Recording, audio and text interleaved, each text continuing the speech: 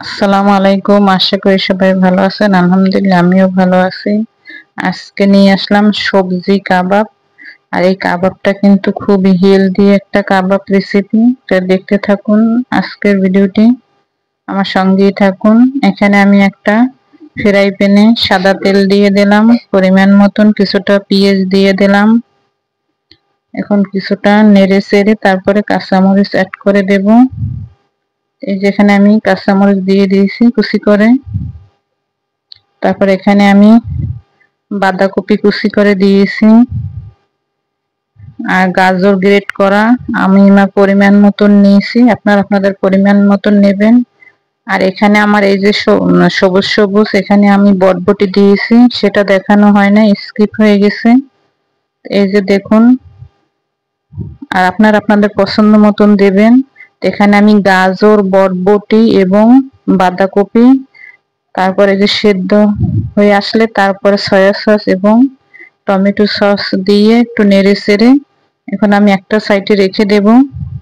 এখানে আবার কিছুটা সাদা তেল দিয়ে দেব। আর এখানে আমি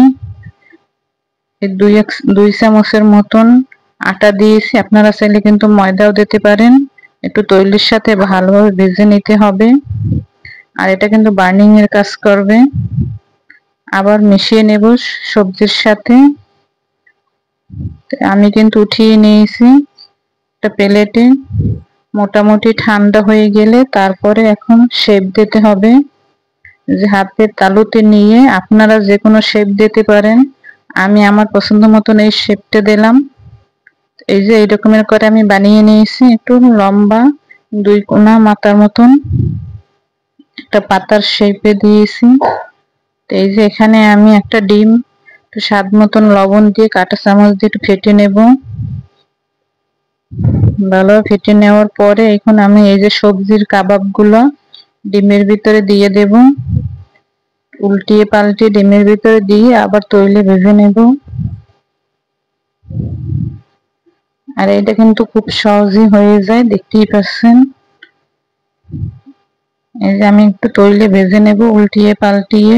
সবকিছু যেহেতু সেদ্ধ করা, বেশি একটা কিন্তু সময় আর লাগে না ভাজতে।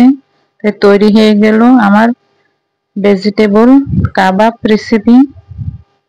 আর খেতেও কিন্তু দুর্দান্ত হয়, খুবই হেলদি একটা নাস্তার রেসিপি। সস দিয়ে খেতে পারবেন, আর এমনি এমনিও কিন্তু খাওয়া যায়, খুবই ভালো লাগে। সবাইকে আল্লাহ হাফেজ।